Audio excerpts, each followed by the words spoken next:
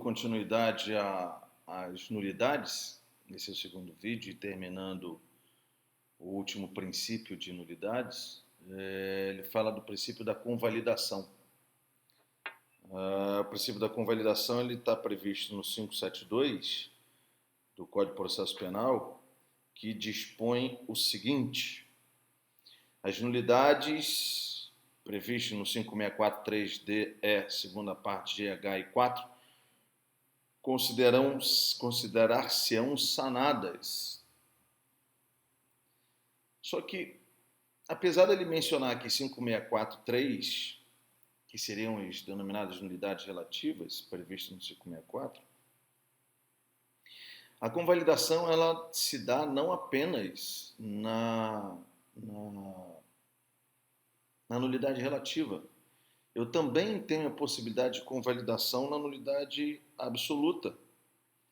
E isso, a gente, seja pelo que eu falei no início do outro vídeo, no qual a nulidade absoluta, elas não serão declaradas se não houver prejuízo pela proporcionalidade e razoabilidade. O próprio 570, que menciona sobre as nulidades absolutas, elas dizem que podem ser convalidadas se elas forem realizadas de outra forma. Então, olha só, vou dar uma lida para vocês verem. A falta ou a nulidade da citação, que a citação realmente, imagina, você não citar uma pessoa para responder um processo criminal. Então, a falta de citação, ela gera uma nulidade absoluta. Mas a falta ou nulidade da citação, da intimação ou notificação, estará sanada, convalidada, desde que o interessado compareça antes do fato consumar-se, embora declare que o faz para o único fim de arguí-la. Então, o que significa dizer? Reforçando ainda mais aquilo que eu falei no início do outro vídeo, está relacionado à proporcionalidade e razoabilidade de uma declaração de uma nulidade de um ato. Mesmo que seja de nulidade absoluta, mesmo que seja de nulidade onde viole a ordem constitucional, mas se você demonstrar ou se você realizar aquele ato de outra forma e ele, de certa forma, conseguir obter o seu fim, a sua finalidade, não tem necessidade de eu arguir a nulidade desse ato, entendeu? Ele estará sanado, ele estará convalidado. Então, a convalidação, em tese, lá atrás, ela estava direcionada para o princípio, para a nulidade relativa, mas hoje em dia ela se aplica tanto à nulidade relativa quanto à nulidade absoluta. Então, exatamente por caracterização dos princípios da proporcionalidade e razoabilidade, onde nenhum ato será declarado nulo se não houver prejuízo para as partes. Então, há uma necessidade para isso. Esses são os princípios que regem as nulidades, e além dos princípios das nulidades, é necessário a gente entender quais são os requisitos, né, das nulidades. Existem dois tipos de nulidade: a nulidade absoluta e a nulidade relativa. A nulidade absoluta, basicamente, seria uma violação à ordem constitucional, seria uma violação aos princípios, às regras previstas na Constituição Federal. Porque esses princípios e regras, quando violados, violam o interesse público, violam uma ordem pública, e, consequentemente, eles acarretarão um prejuízo por todo um ordenamento jurídico, por toda uma sociedade. Então, a nulidade absoluta ela tem como regra uma violação de uma norma constitucional. Regra, existem algumas exceções, tá? E aí os requisitos que abordam a nulidade absoluta estão relacionados, o interesse, como eu falei mais cedo, o interesse seria um interesse coletivo, um interesse de ordem pública. A violação, 2, a violação de uma norma constitucional. 3, o prejuízo, em tese, ele é presumido, mas, como dito anteriormente, eu posso,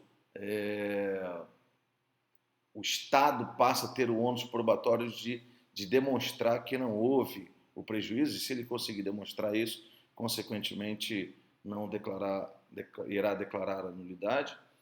Uma outra característica da nulidade, da nulidade absoluta estaria relacionado a não existir a preclusão. Então, a nulidade absoluta ela pode ser declarada a qualquer tempo, por qualquer uma das partes, inclusive de ofício pelo juiz, mesmo depois do processo findo. E quem determina que mesmo depois do processo findo está relacionado na revisão criminal, que está do 621 e seguintes do Código de Processo Penal. Lá na revisão criminal, dentre elas, dentro das hipóteses de revisão criminal, existe a possibilidade de uma revisão criminal na existência de uma nulidade. E, lógico, a nulidade somente é a nulidade absoluta, porque a nulidade relativa, em contrário à nulidade absoluta, se ela não for arguida no tempo oportuno, ela se preclui. E, assim como toda e qualquer nulidade, para que você tenha uma decretação de que ela é nula, aquele ato é nulo, eu tenho que ter um pronunciamento judicial para isso.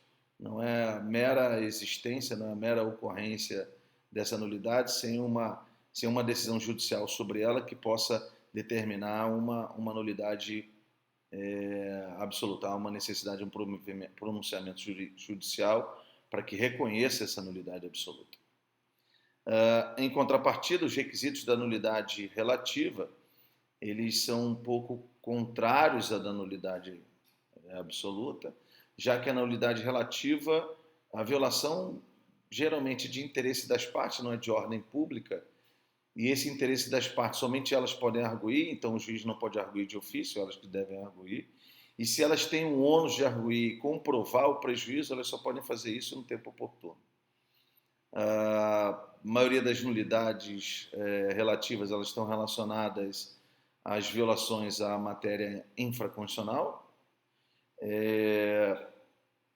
Há uma necessidade de arguir em tempo oportuno.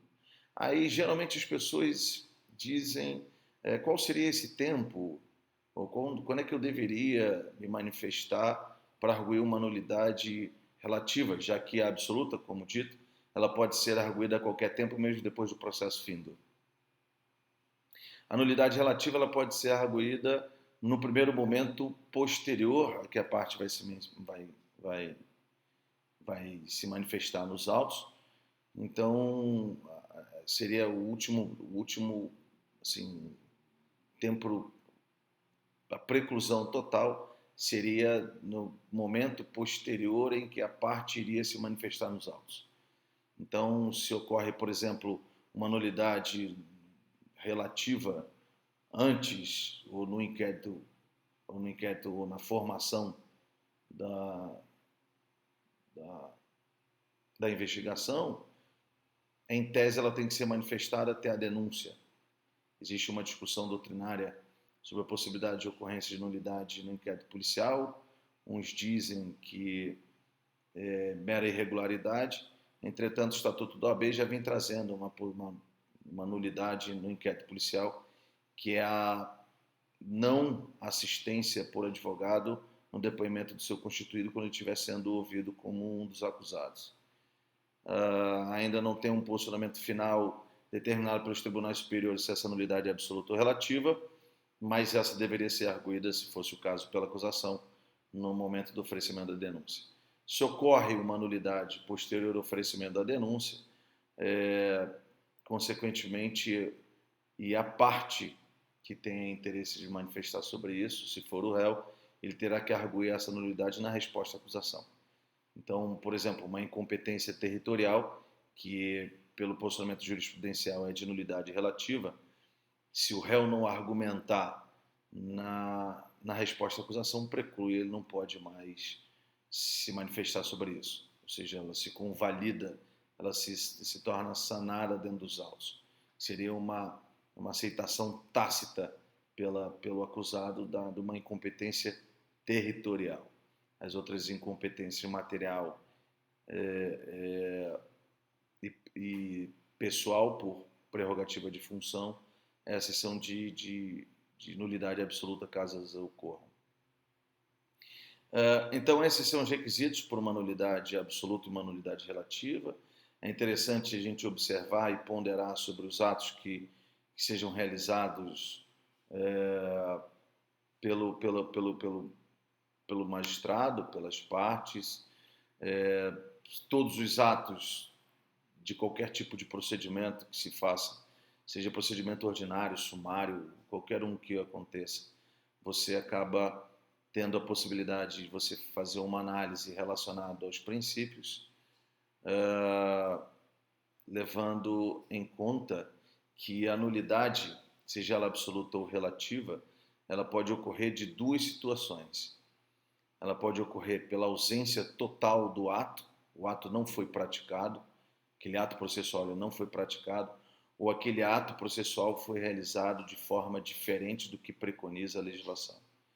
Nessas duas situações pode ocorrer uma nulidade absoluta ou uma nulidade relativa, dependendo do tipo de violação, se essa violação é uma violação infraconstitucional, se é uma violação constitucional, se viola interesse de ordem pública ou de interesse de ordem particular, e aí, consequentemente, eu passo a analisar os critérios que foram abordados sobre requisitos, princípios em cada um deles.